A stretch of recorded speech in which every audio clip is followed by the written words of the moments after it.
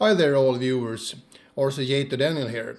Welcome to this new part number 5 in this project Joysway Magic V, rebuilding the right side rudder to center.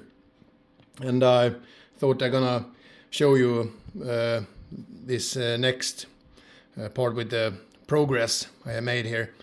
And as you can see, the hull has been painted also with blue all over the top here, and which was not intended from the beginning, but I can tell you right now, painting is absolutely not my strong side. It has never was and will never be, I think. It's always some things that happens. So, but here you can see the bottom part black, and everything is also clear coated yesterday. It's not completely hardened yet, but about 7 this evening it is gonna be. So I'm gonna continue more then. But also you can see the rear side here painted, and it looks shiny and good, at least. But what happened was, when I painted it black first a few days ago, I had to improve some black painting in the back, and I was stupid enough to not protect the rest of the hull here good enough. So it had some black paint sprayed a few spots here and here, and even here. And I realized that it was no use to try to get that off. I tried, but in the end, it has had been too much damaged anyway on the white color afterwards, I think, and that more shiny, at least half shiny surface. So I thought that the only thing I can do was to remove all the stickers and paint the rest of the whole hull here on the top side with another color, and I wanted blue. But there still are some few flaws here I can show you that I have to fix, and one of the thing was that the old ceiling I had here that I made myself with the rubber hose, that tape I had around here was not protecting enough, so it went a decent amount of blue paint was leaking inside here and dried, so it destroyed and or at least make it much more uglier.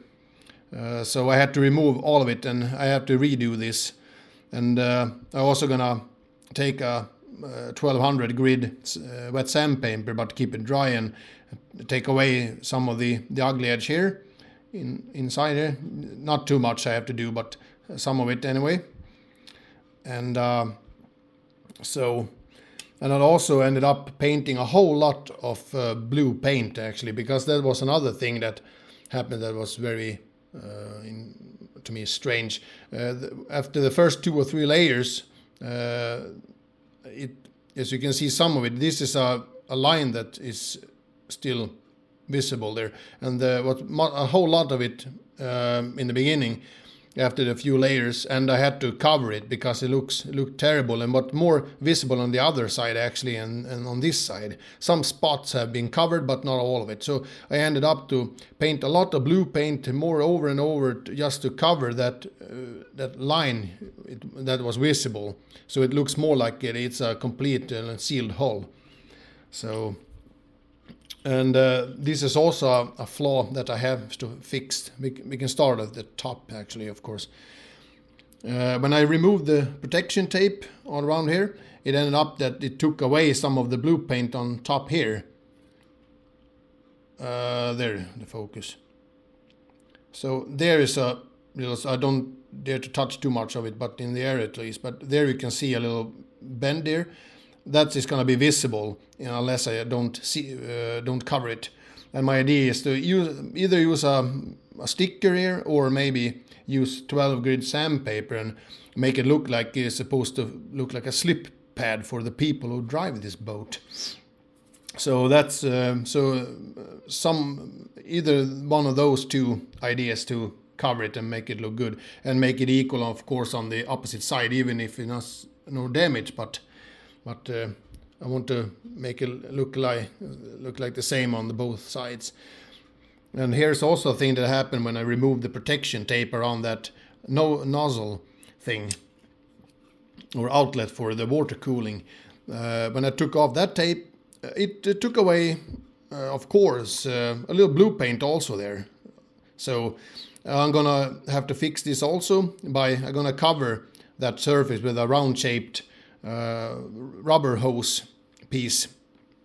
It's gonna be thin and good, and it's gonna look at least better with a round rubber thing that sits there instead of this screw up. And also in the front is a little, not as bad, but it is still a flaw. You can see that a very sharp outsticking edge there. I'm gonna file it down a little bit with 12-gauge sandpaper and cover the nose part of the boat there, maybe 1 centimeter on both sides. Make it like a 20 total millimeter wide rubber piece, also of rubber hose, bicycle hose.